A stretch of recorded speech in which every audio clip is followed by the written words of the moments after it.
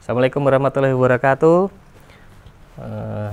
Pada kesempatan kali ini kami dari kelompok Agadia akan memaparkan tentang sejarah dan konsep estetika timur.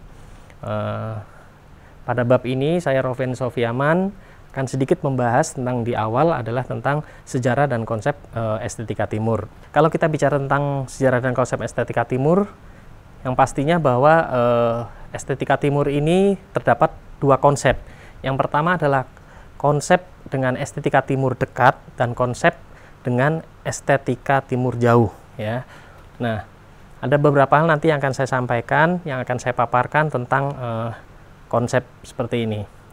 Konsep estetika timur, ya, yang tadi saya jelaskan bahwa ada dua konsep. Yang pertama adalah estetika timur dekat kuno dan estetika timur jauh.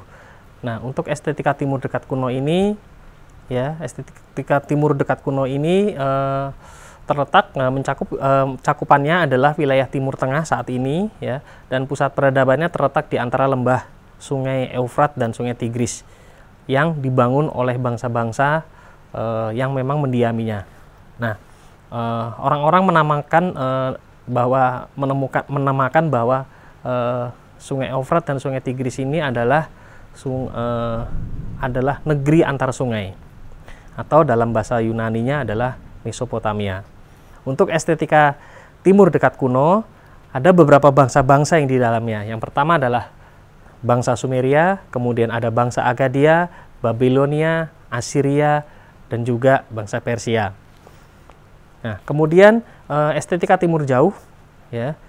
Kita juga akan membahas nanti dengan rekan saya yang akan membahas tentang estetika timur jauh. Tapi ada beberapa bangsa yang memang menggunakan konsep estetika timur ini, yaitu antara lain adalah bangsa India, konsep bangsa India, kemudian konsep Cina, Jepang, dan estetika Arab Islam. Oke, konsep estetika timur dekat kuno.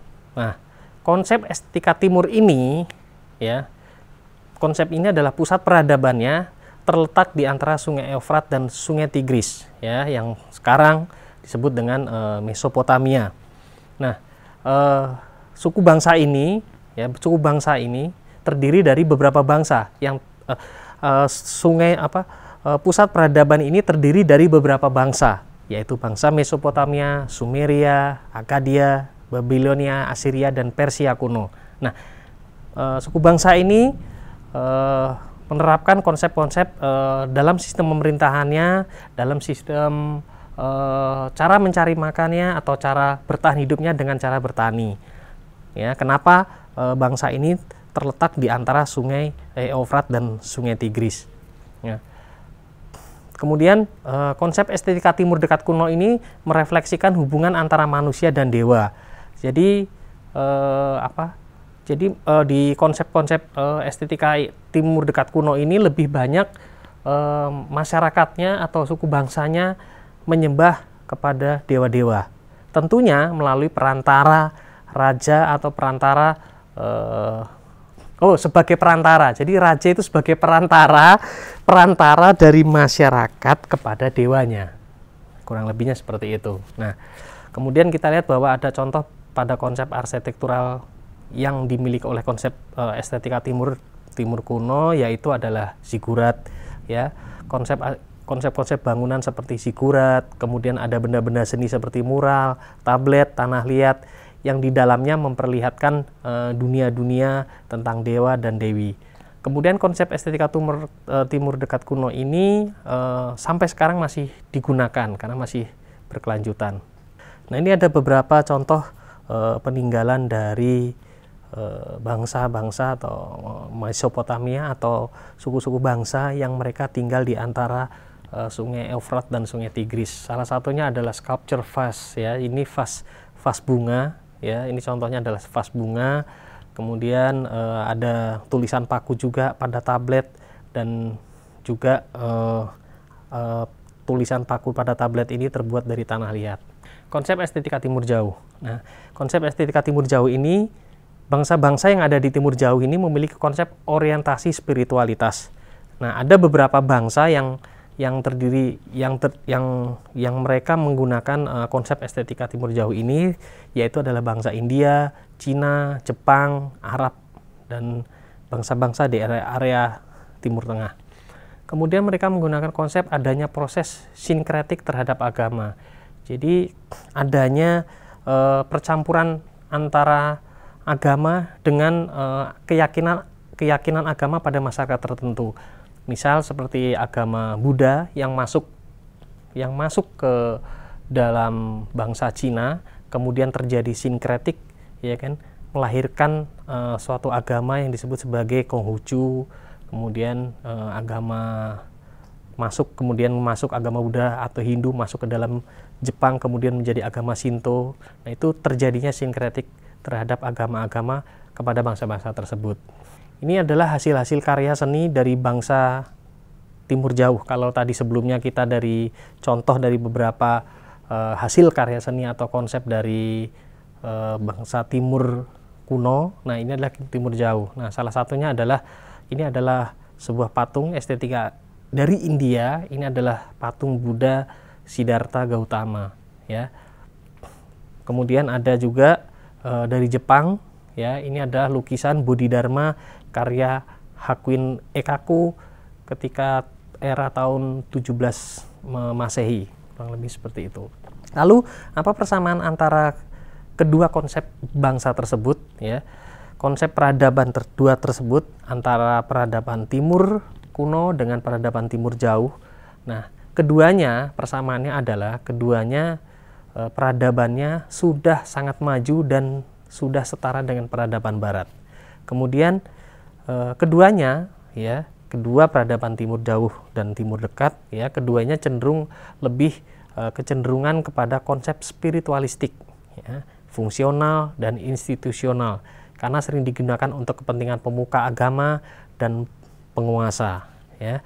Kenapa saya katakan sebagai spiritualistik, kemudian ada fungsional dan institusional? Karena peradaban Timur dan peradaban Timur Dekat dan peradaban Timur Jauh ini semua raja-rajanya itu tidak hanya sebagai raja memimpin suatu bangsa, tetapi masyarakatnya menganggap bahwa raja itu adalah seorang dewa yang bisa juga menyampaikan doa-doanya mereka kepada dewa tertinggi. Itu adalah salah satu dari spiritualistik. Kemudian kalau lihat dari institusional, bahwa peninggalan peradaban ini baik Timur Dekat maupun Timur Jauh, peradaban ini masih digunakan dan masih diteliti sampai sekarang. Kita melihat bahwa bangsa-bangsa pada konsep estetika Timur Dekat kuno, salah satunya adalah bangsa Mesopotamia. Yang pertama kita akan bahas tentang Mesopotamia, ya. Mesopotamia, bahasa Yunani, ya, artinya Mesos itu tengah dan Potamos itu sungai. Jadi Mesopotamia itu terdiri dari dua suku kata dari bahasa Yunani, yaitu Mesos dan juga Potamos, artinya tengah dan sungai, karena memang suku bangsa Mesopotamia ini berada di antara sungai Efrat dan sungai Tigris. Kemudian Mesopotamia, bangsa Mesopotamia ini adalah jantung peradaban Timur Dekat kuno, ya. Jadi Timur kuno memang sebuah kota, ya, dan ini sebagai jantung pusat dari peradabannya. Kemudian kalau kita melihat bahwa Mesopotamia ini, kalau kita melihat bahwa sekarang ini kalau kita telusuri bahwa Mesopotamia ini terletak di wilayah Irak modern, ya, jadi di Timur Tengah.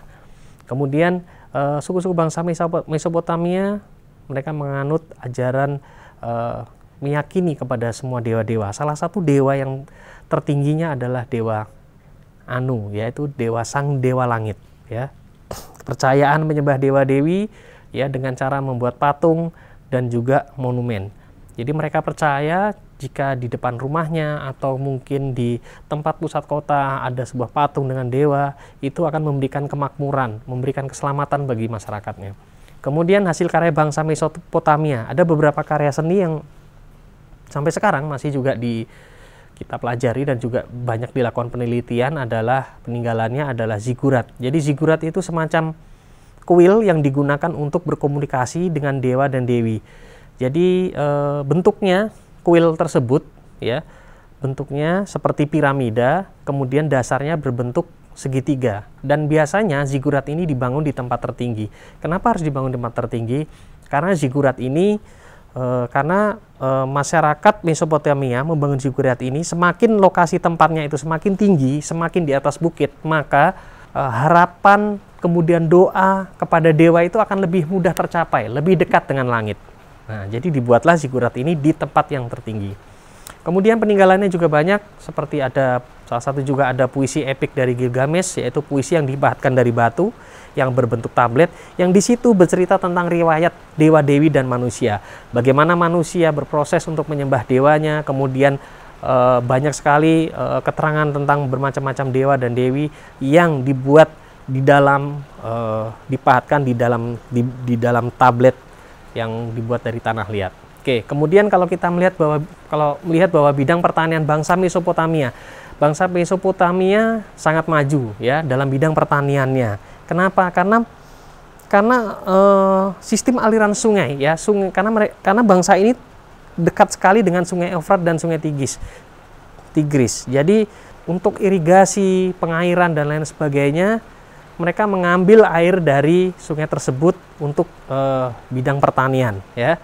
Jadi memang negara ini benar-benar bukan negara ya, tapi bangsa Mesopotamia ini benar-benar sudah makmur dengan pertaniannya dan maju secara agrarisnya ya. Kalau di Jawa mungkin bisa dikenal dengan istilah Gemah Ripah Lojinawi. Nah, ini adalah contoh bangunan zigurat ya. Bagaimana Mesopotamia ketika era dulu masyarakatnya menyembah dewa-dewa ya. Dibuatlah semacam kuil, di tempat inilah mereka berdoa dan menyampaikan ya kepada dewa apa harapannya, apa permintaannya, dengan harapan bahwa di dalam tempat ini mereka bisa terkabul doanya. Kemudian ini adalah ada gambar-gambar dewa-dewi kepercayaan bangsa Mesopotamia yang diukir di atas pahatan baik dari batu maupun dari batu ataupun dari tanah liat, seperti itu. Ya. Kemudian berikutnya saya akan membahas tentang bangsa Sumeria. Ya, bangsa Sumeria ini juga salah satu kebudayaan dari bangsa Sumeria ini lebih mengadaptasi dari bangsa Mesopotamia. Ya, jadi lebih banyak mengadopsi konsep estetik Mesopotamia. Ya, Sumeria ini terletak di Irak. Ya, Irak modern, kurang lebih 80 km dari kota Baghdad. Ya. Kemudian mengembangkan sistem kepemimpinan monarki. Jadi sistem kepemimpinan rajanya bersifat monarki. Monarki artinya bahwa sang raja tidak hanya sebagai pemimpin saja dalam pemerintahan, tetapi juga sang raja juga bisa menyampaikan doa, menyampaikan harapan dari masyarakatnya kepada dewa tertingginya. Ya. Dan dipercaya bahwa raja itu adalah sebagai pemuka agama. Ya. Jadi kepercayaan raja itu lebih kuat. Ya, seperti itu. Kemudian penemuan bangsa Sumeria ini banyak ya, yang bangsa Sumeria yang melahirkan sebuah karya seni estetika, yaitu salah satunya ada kereta perang, kemudian ada patung-patung, kemudian ada lire, kemudian jam matahari, dan kemudian ada menerbitkan atau membuat kalender 12 bulan yang sekarang kita pakai. Nah, ini adalah salah satu peninggalan bangsa Sumeria, yaitu lire, alat musik petik bangsa Sumeria. Nah, ini alat musik ini dibuat oleh bangsa Sumeria ya.